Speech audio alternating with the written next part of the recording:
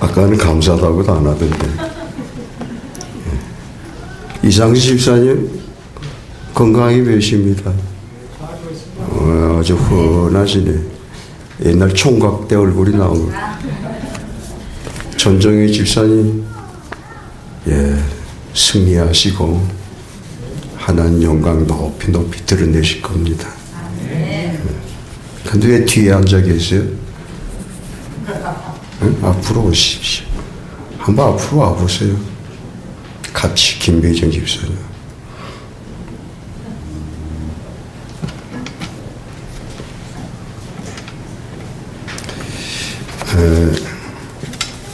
아까 찬송 처음 부를 때 나의 반석이신 하나님, 그 찬송 부를 때요, 가운데쯤 세 번째 줄에 내게 행하신 일 찬양합니다. 이 부분, 내게 행하신 일 찬양합니다.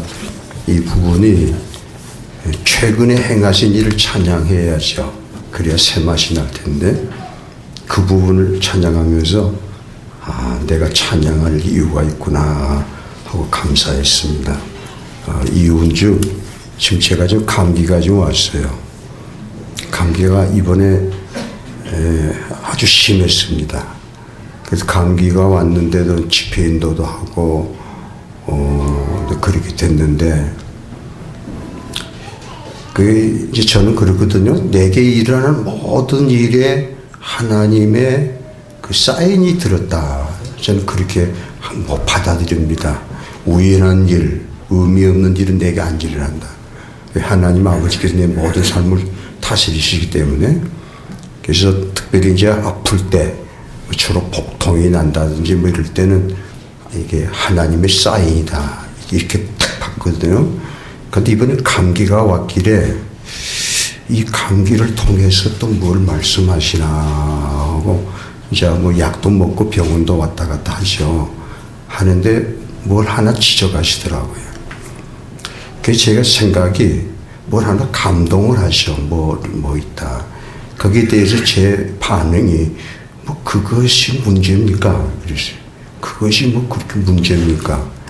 그리고 그냥 지나가면서 이제 집회 인도도 하고 설교도 하고 그리고 약도 먹고 하는데 이 감기 증상이 점점 더 심해지는 거예요. 오늘 이 간증을 좀 잘 받았으면 합니다. 예, 우리 전 집사님 꼭 선지자님께 하는 건 아닙니까? 예. 근데 감기 점점 심해지더니 지난 금요일 저녁에 무슨 어느 교회 안수 집사 세미나에 제가 가야 되거든요. 특강을. 근데 금요일 그 다음 목요일. 근데 생전 처음으로 충기라나요? 몸이 막 떨리는 이빨에 따따따따 막 이빨도 부딪히고 아래가 사신나물 떨듯이 우아래 온몸이 다리까지 구두로 떨리는데, 그런데 비로소 그렇게 되니까 딱 뭐 느낌이 뭐냐면 순식간에 너의 생명을 거둬갈 수 있다. 이게 와, 그렇게 딱 찌르고 들어오시니까 방법이 없잖아요. 순식간에 네 생명 거둬갈 수 있다는 거야. 네 거 아니라는 거야. 네가 누리는 모든 거, 네 건강, 소유, 뭐 모든 것을 다 은혜로 준 거지. 네 거 아니다, 그지? 네 생명도 내가 그렇게 딱 들으니까 손 들었어요. 손 번쩍 들고, 예, 인정합니다. 진심으로 회개했어요. 처음엔 안 나오더라, 이게. 뭐, 그것이 문제입니까? 그게 문제는 이렇게 회피해지고 도망 다녀지지. 근데 드디어 몸 사지가 떨리면서부터 겁이 일어나는데, 또, 이래도 그게야, 이래도 손 안 들래, 이래도 임장 안 할래, 그런 식인 거라.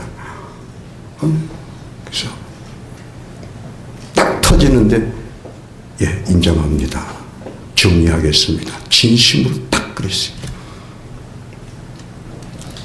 그리고 일어났는데 참 이상하죠. 그렇게 온몸 기침이 나서 잠을 못 이루고 콧물이 흐르고 이제 몸까지 떨리던 게 쫙 멈춰지는 거예요. 그래서 이제 병원에 갔다 오긴 왔는데 병원에 갈 때 제가 운전을 못 했어요. 택시 불러서 왔다 갔다 했는데 그래서 그 다음 금요일 밤 그 약속된 거기를 갈 수 있었어요. 만일 그 전날 오전에 전화 왔더라면 못 간다고 하려고 그랬어요. 못 합니다 하려고 했는데 그런 사건이 터져가지고 오후 되니까 쫙 내려가더라고요. 그래서 갔다 오고 오늘 여기 섰는데 주께서 내게 행한 일 찬양합니다. 얼마나 감사한지.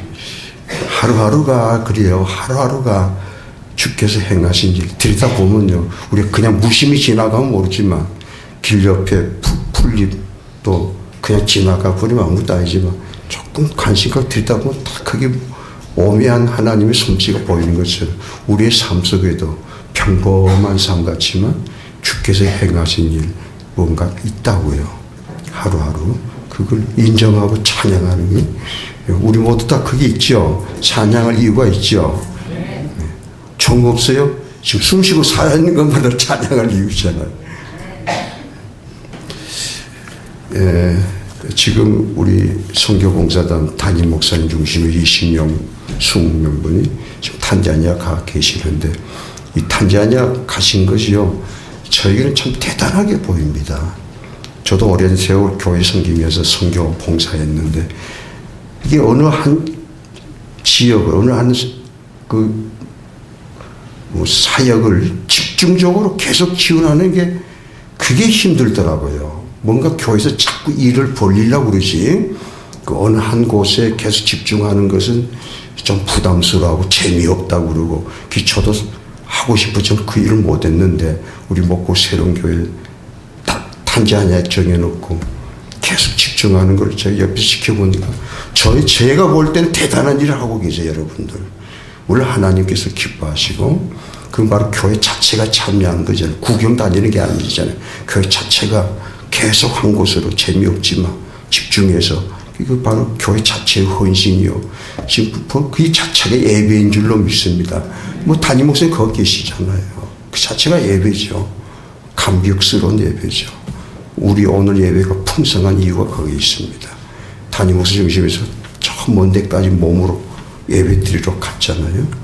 거기에 대해서 저도 새삼스럽게 감사를 드리고 또 한 가지는 작년 말부터 우리 목포 새롭게 큰 과제 기도 제목이 주어진 거 저도 알고 참 저도 마음이 참 아프더라고요.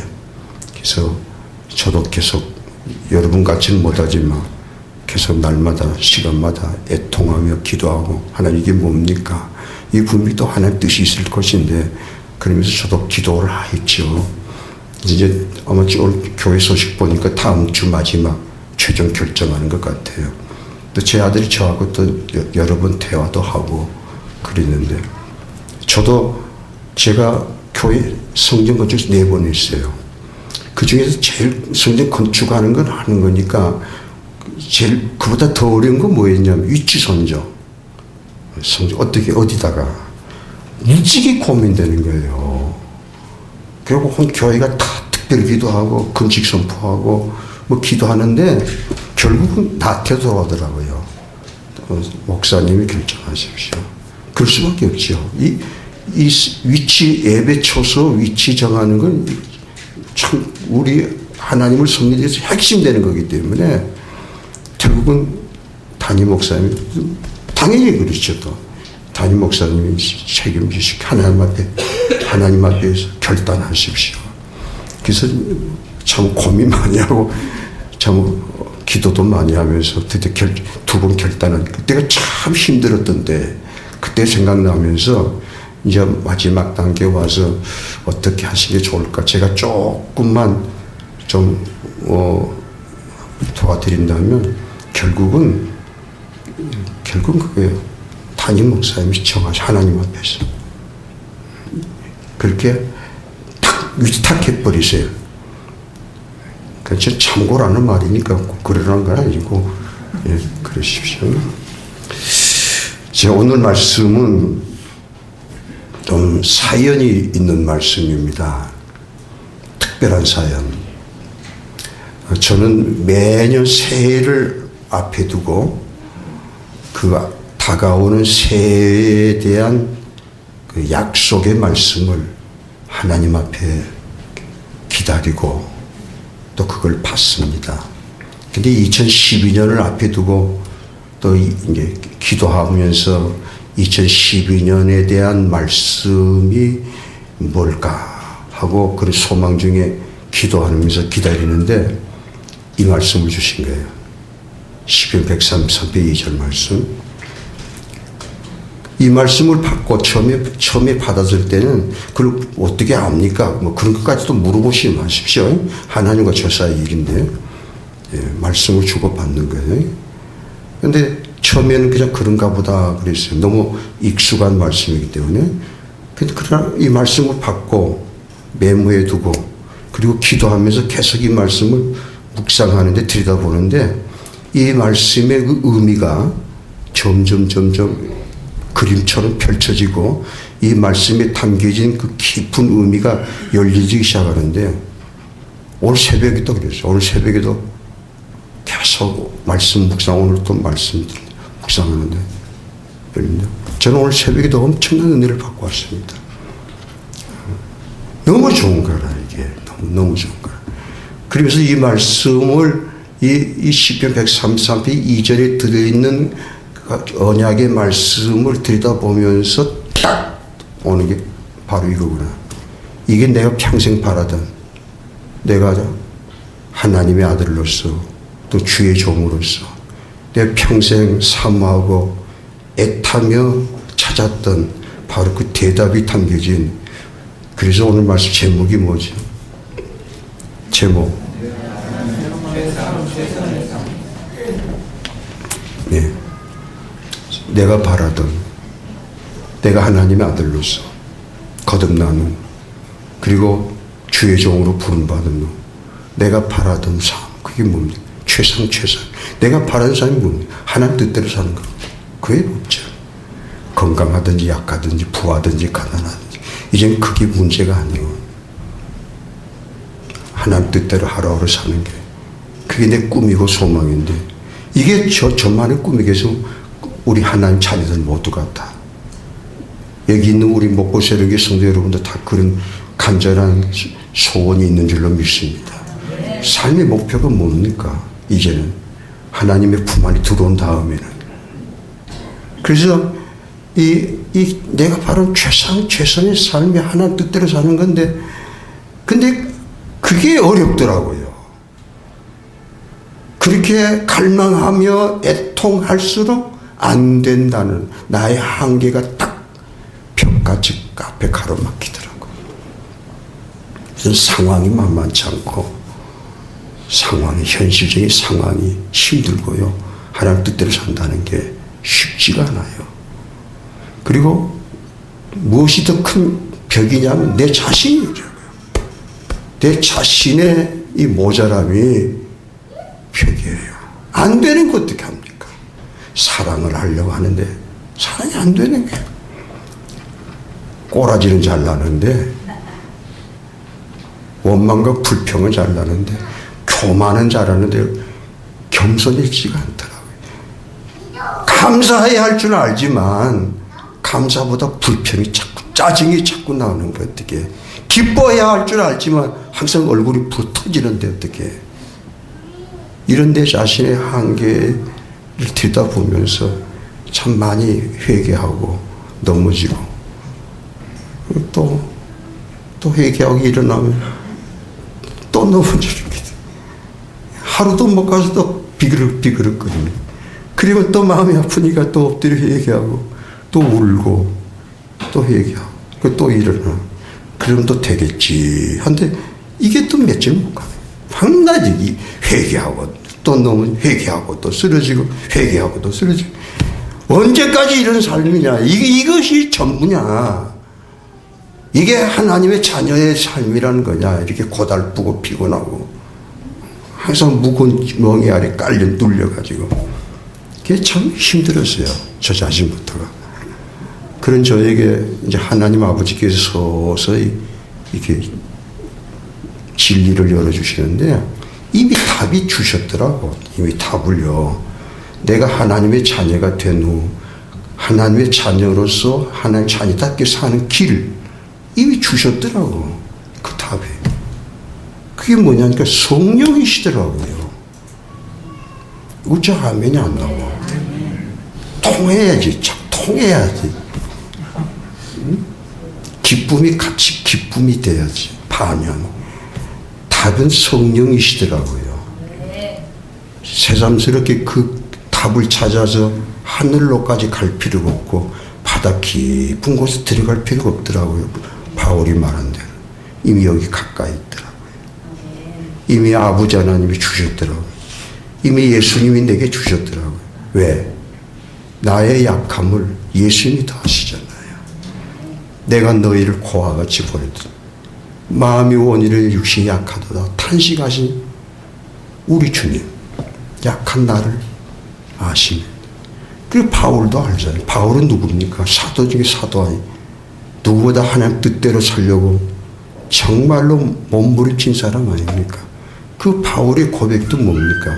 내가 원하는 바 선은 행하지 않고 원치 않는 악만 행한다 하고 울면서 오라 공고한 자로다 하고 애통한 사람이 누구보다도 애통한 사람이잖아요. 그런 바울도 나중에 딱 말하거든요.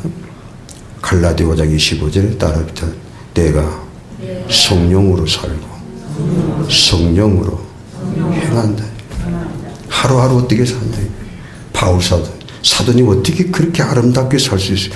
내가 아닙니다. 오해하지 마시오.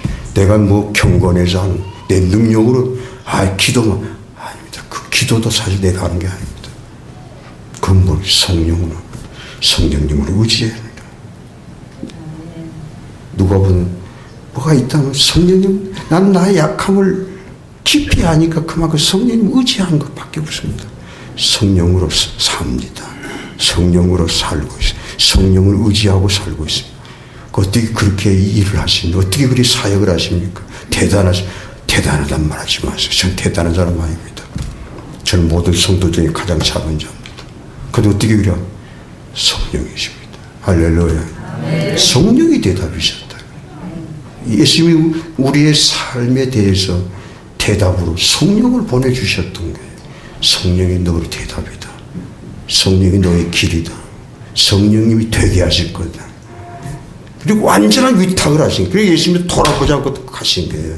이 작은 무리들을 정말로 행편없는 제자들을 놔두시고 성령님께 위탁하시고 성령 오시면 너희를 모든 길가 인도하실 것이다. 100% 위탁하시고 가신 거예요.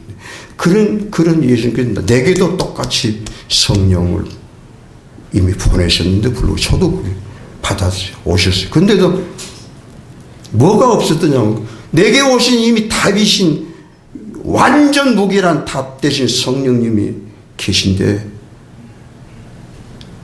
참 멍청했대. 성령 안 계신 것처럼 계신 걸 알면서도 내 삶 속에 어떻게 적용을 못한 거야. 나 혼자서 그냥 내가 거듭났으니 감사하고 나 같은 죄인 구원해 줬으니 감사해서 하나님 뜻대로 살고 싶은 마음에서 혼자 몸부림친 거예요. 진지하게. 너무너무 진지했어요. 징그럽도록 진지했다고요. 항상 긴장하고 바짝 말하더라고요. 그래도 안 되는 거예요. 넘어지고 또 넘어지고. 그러던 저에게 성령이 계세요. 왜 성령을 너에게 보내요? 바로 너의 삶 속에 함께하게 합니다. 그때부터 돌아섰어요. 성령님 저와 함께 계시지. 기뻐하기 시작했습니다. 의지하기 시작했습니다. 실제 의지하기 시작했습니다. 제 목회 사역과 제 삶 자체를 실제 성령님과 함께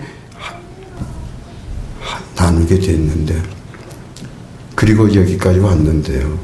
그런 저에게 2012년을 맞이해서 주신 이 말씀은 이미 주신 말씀과 대답과 새삼스럽게 주신 이 시편 103편 2절 말씀이 딱 들어맞으면서 새롭게 이미 주신 답, 완전 무결한 답, 성령님에 대한 그림을 다시 한번 쫙 그려 보여주시는 그 그림을 들여다보면서 얼마나 감사합니다. 이 그림 속에 내가 바라던 최선의 삶이 들어있고, 할렐루야. 최상의 삶, 성령으로 사는 삶이란 말이에요.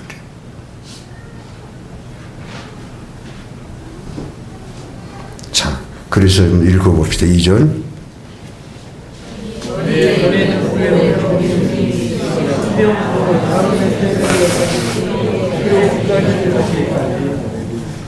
오늘 집에 바로 가셔서 이렇게 쪽지에다 예쁘게 써서 딱 붙여주세요.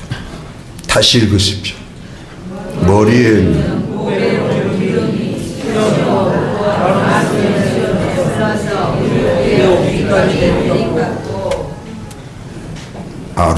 아론 대제사장의 그림이죠.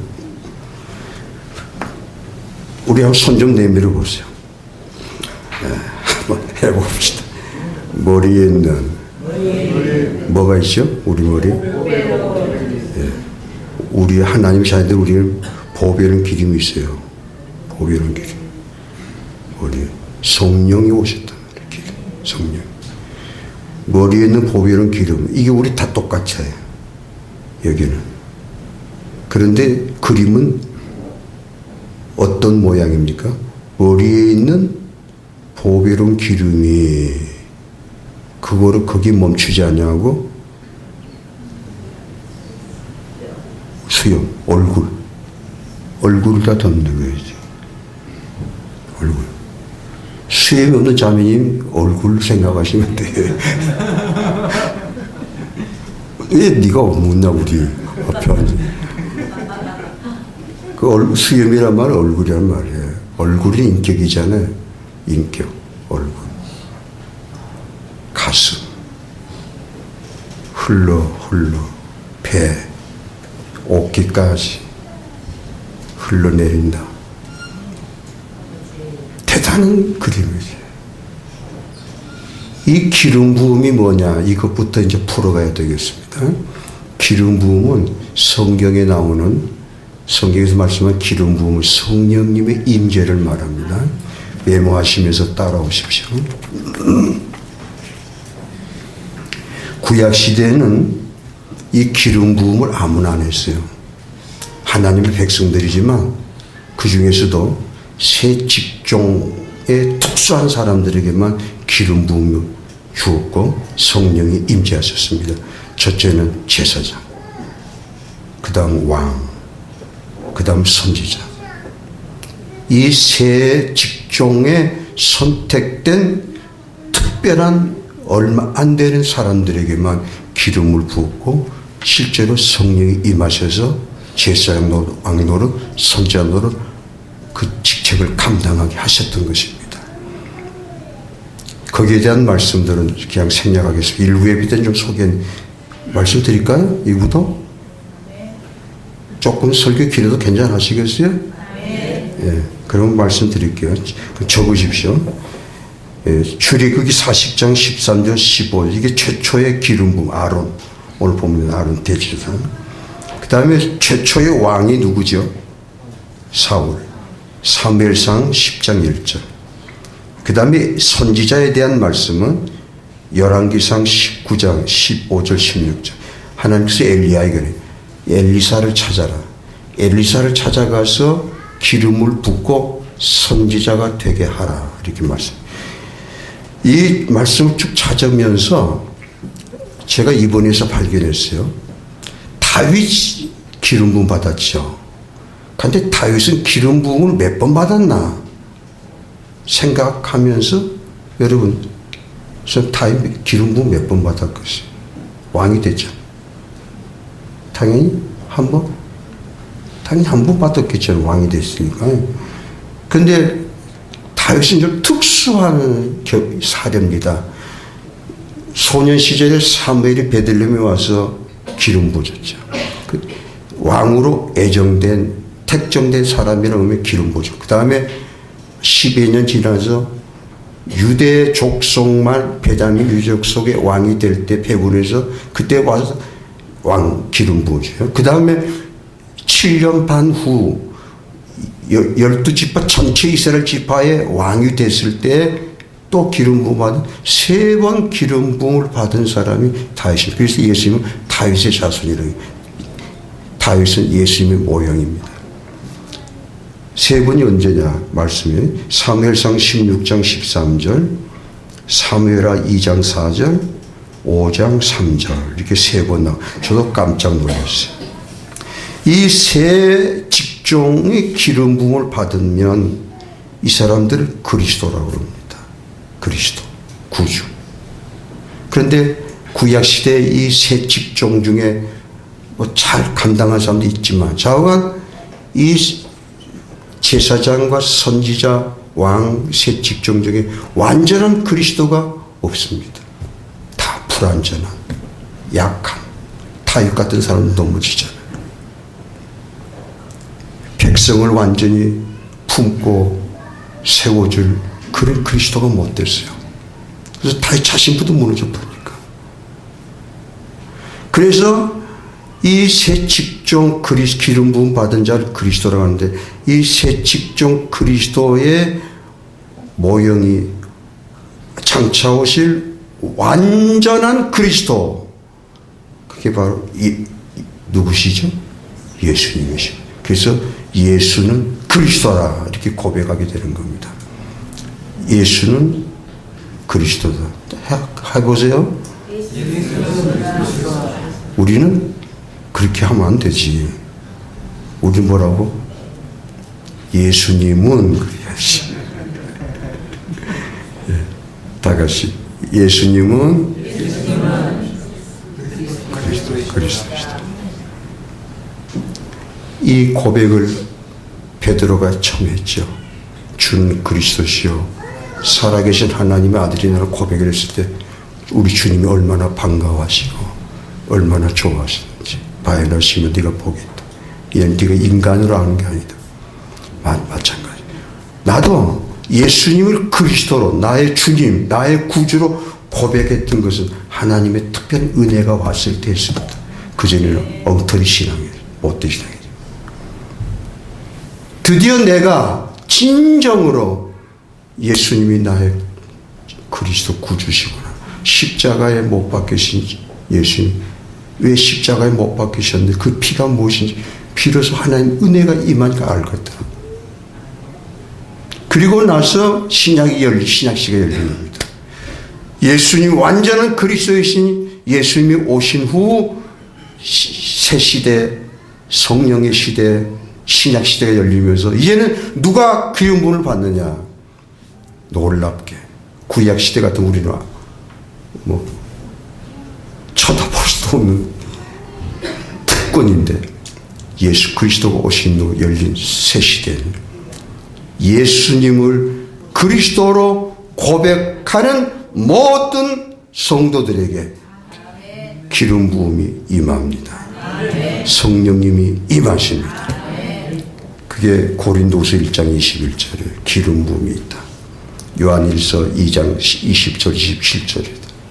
그리고 베드로는 조금 더 자세히 베드로 전후서 읽을 때면 항상 웃음이 나와요. 어떻게 베드로가 이런 글을 썼을까? 놀랍지. 그 베드로가 말합니다. 우리는 왕 같은 제사장이요. 너희는 왕 같은 제사장이요. 싱겁습니까? 싱거워? 몸이 건조하냐고 그 말이. 너는 왕 같은 제사장이요. 기름 부음 받은 자예요. 성령이 함께하는 자예요. 이 대단한 사건이 내게 이루어졌다. 할렐루야.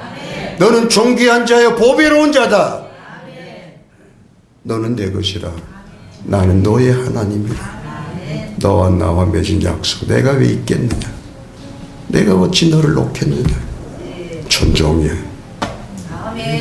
내가 진노를 놓겠네. 바로 이게 기름 부음 받은 자의 모습인데 오늘 말씀은 거기에서 더 확장이 됩니다. 다시 오늘 말씀 다시 읽으십시다. 머리에 있는 보배로운 기름이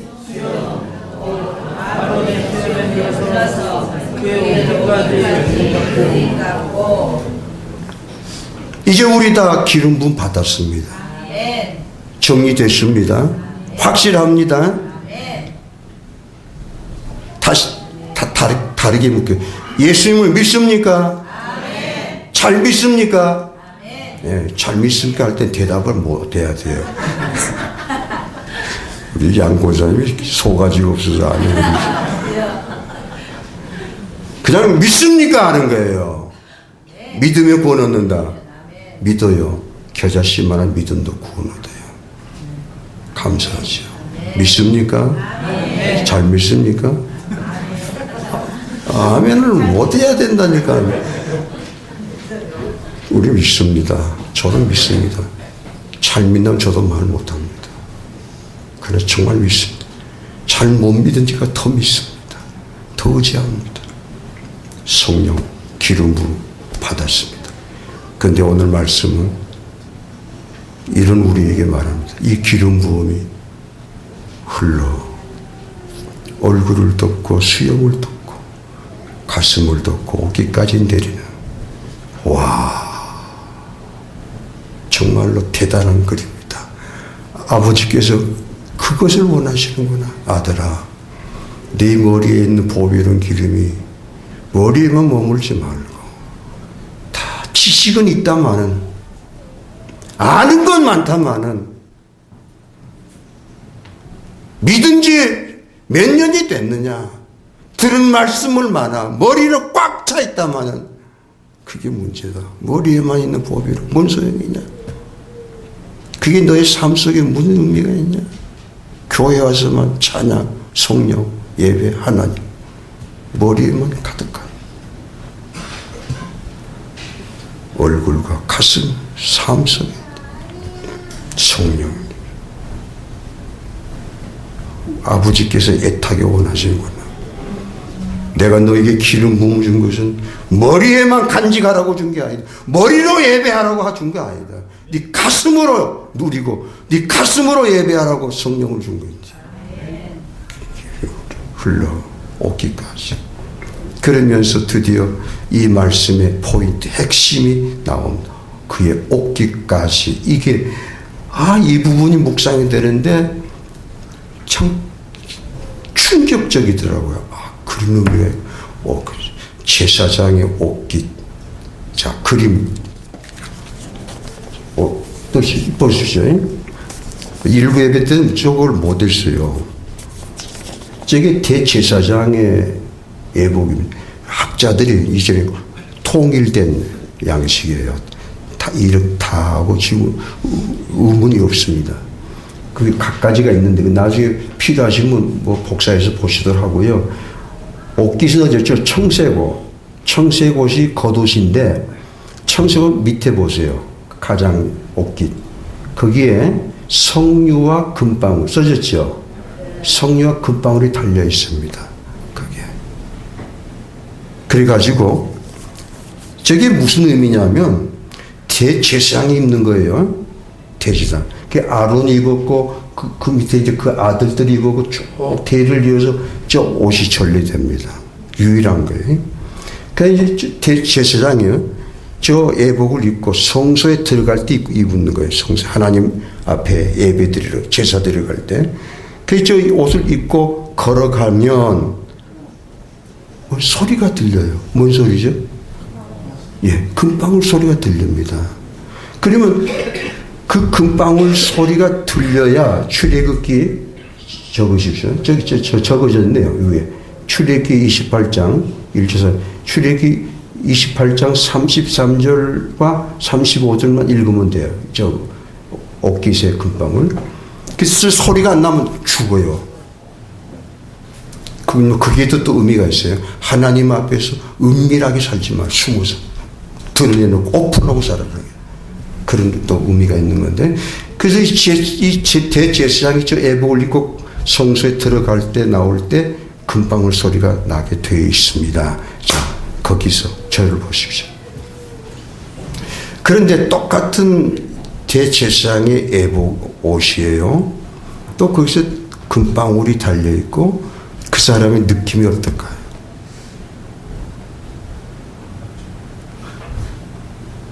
우찌 대답 다르시고 재미없을까? 반갑지 않을까요? 남편이 왔는데 반갑지 않다면, 남편이 오는 소리가 들렸는데도 기쁘지 않다면 문제가 심각한 거지. 아, 그이가 왔구나. 왔다는 그 신호, 사인 소리가 기쁨으로, 소망으로,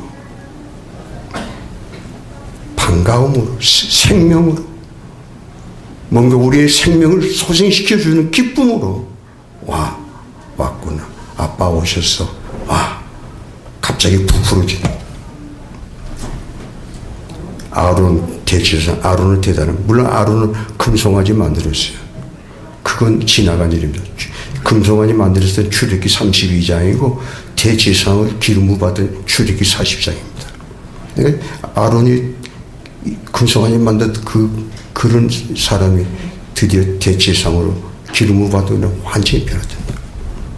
완벽한, 참 거의 완벽에 가까운 제사장 노릇을 하는 아론 제사장의 옷을 입고 들어갑니다. 아론 대제사장님이 성소에 들어가시구나 하면서 백성들의 마음이 고요해지고 평화로워지고 속에서 뭔가 소망이 일어나는 거예요. 위로가 일어나는 거예요. 하나님 앞에 예배 드리러 가시는구나.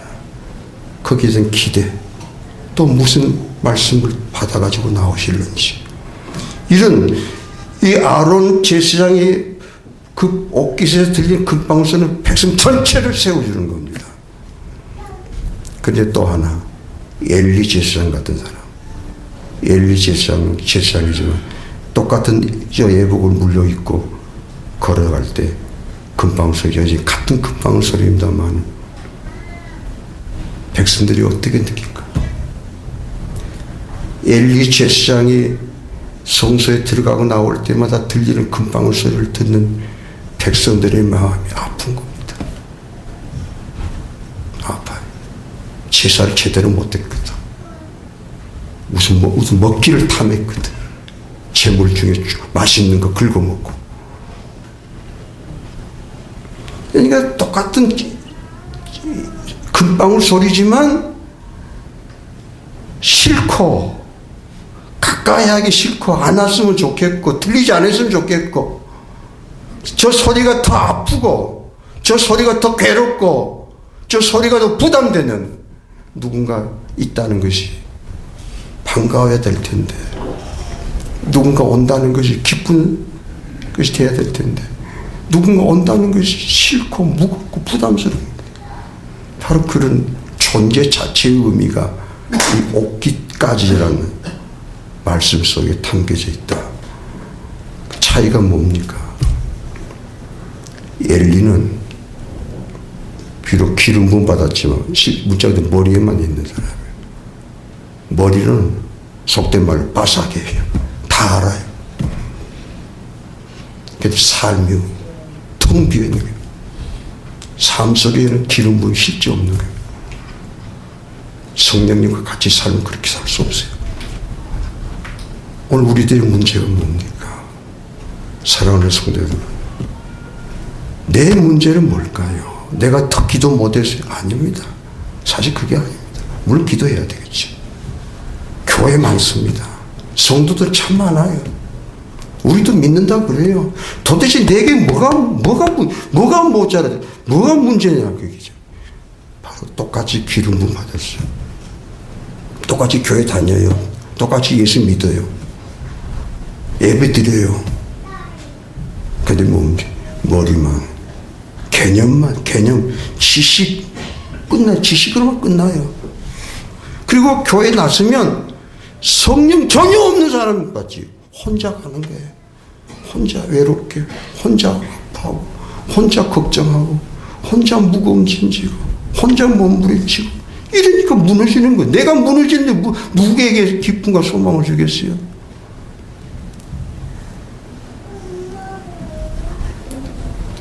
그러나 하루는 옷깃까지 흘러 그의 삶 전체를 성령님께 위탁한 것이, 의지한 것이, 성령님 날 도와주십시오. 이게 차이점이지. 대단한 것 같지만 사실 별것도 아닌 차이인데 이것이 결과는 엄청난 겁니다. 제가 체험하기가 엄청나더라고요. 똑같은 목사지만 제가 성령 받았지만 성령실 의지 안 했던 때의 목회하고 삶 속에 실제 성령님을 인정하고 의지하고 나서의 저의 삶과 목회가요 180도 달라지더라고요. 진짜 기름 부음이 있더라고요. 자유로움이 있고 내 자신이 살겠더라고요. 내 자신이 소생하더라고요. 성령님과 함께 하나님과 나누는 기쁨. 아까 엄청 감기가 왔는데도 감기 꺼져 오고 가고 그러잖아요. 근데 내게는 이 감기를 통해서 엄청난 은혜를 받는 내게 행하신 일을 찬양할 수밖에 없는. 자, 마지막 결론입니다. 그럼 어떻게 할까? 첫째는 오늘 이 말씀을 내게 주신 말씀으로 받으십시오. 야, 이 말씀이 정말 그렇구나. 내게 바로 나를 위해서 꼭 나에게 주신 말씀이구나. 이렇게 받아야 됩니다. 히브리 4장 2절 복음을 들은 자에는 기쁜 소식, 기쁜 말씀을 들은 자에는 저들이 유익되지 못한 믿음으로 화합하지 못해서 그냥 듣고 마는 거야. 그냥 머리로만. 그러니까 아무 소용이 없어요. 맨날 들어봤자 소용이 없어요. 근데 말씀을 들을 때 저 말씀 나와 내 가정에 생명의 말씀을 딱 잡아야 됩니다. 어떻게? 믿음으로 받아들인단 말이에요. 그게 첫째. 이 말씀도 저도 전심으로 받아들였어요. 너무 좋으니까. 예, 그렇게. 이 말씀. 둘째, 갈망, 품에 갈망. 이 말씀대로 성령님, 저야말로 성령님의 기름 부음이 필요합니다. 머리는 아닙니다. 머리만 갖고 되는 거 아닌 거 알았습니다. 제 얼굴, 제 인격, 제 가슴, 저의 삶, 먹고 마시는 것 전체를 성령님, 저의 직장생활, 저의 사업, 저의 가정, 형제자매 여러분의 삶의 영역이 어디입니까? 저는 목사 같은 사람, 저 같은 사람은 교회죠. 그래서 여러분은 교회 아니잖아요. 물론 교회가 중요하죠. 여러분의 삶의 영역은 저 밖에 있잖아요. 직장이 있고 사업하는 데 있고 거기가 문제가 있는 거 아닙니까?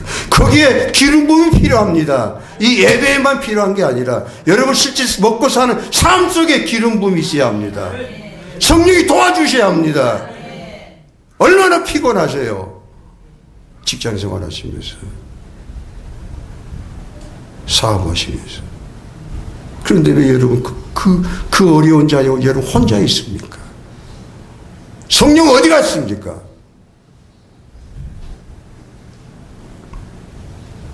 이제 갈망을 품으십시오. 성령 알았습니다. 저야말로 성령 기름이 필요합니다. 우리 전정희 집사님이 100배 1000배 갈망하시. 문자 그대로 온 육신 몸 전체 오늘 부어주시길 축원합니다.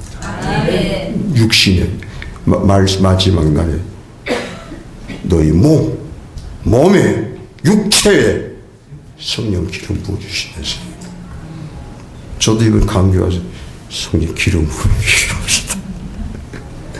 그리고 회개하니까 딱 다운되죠. 그래서 조금 남아있는 거 그건 이제 섭생을 잘하면 되는 거니까 그거 마음 먹고 따라해요.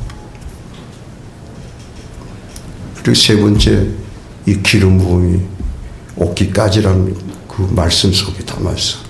뭡니까? 우선 이 기름 부음은요, 내게 필요한 거예요. 내 자신에게요. 뭐 내 사업이고 가정 필요한 내 가족이지만 우선 내가 필요한 겁니다. 성령의 위로를 내가 받아야 돼요. 성령님이 깨끗게 하시면 내가 받아야 돼요. 성령님이 나를 치유해 주셔야 돼요. 나를 소생시켜 주셔야 합니다. 새맛이 나게 만들어 주셔야 합니다. 새맛, 하루하루 산다는 게 얼마나 엄청난 거냐. 새로운 감각을 받고. 무슨 내가 달라져야 삶이 달라지는 게 아닙니까? 그래서 성령 기름 부음이라는 건 내 자신에게, 내 영혼, 그렇게 되어야 비로소 그 금방울 소리가 듣는 사람들에게 기쁨이 되고 위로가 되고 소망이 되는 거지. 내가 없는데 기쁨이 되고 소망이 되겠어요? 이 기름 부음이라는 게 나 자신에게 필요한 겁니다. 나야말로 가장 필요한 것이 원하시 마음에 나시. 마지막 네 번째는 날마다 하셔야 합니다. 날마다뿐 아니고 하루에도 아침, 낮, 밤 수시로 뭔가 더 다운될 때, 뭔가 또 지저분해질 때, 뭔가 더 두려울 때마다 즉시 성령님 저를 돌아보소서, 불쌍히 여겨주소서, 기름 부어주소서, 즉시 충만 받아들여. 자, 금년 2012년 무엇이 있을지는 모르겠어요. 만만치 않을 겁니다. 금년에는 정치적인 큰 행사도 있잖아요. 저는 기도합니다.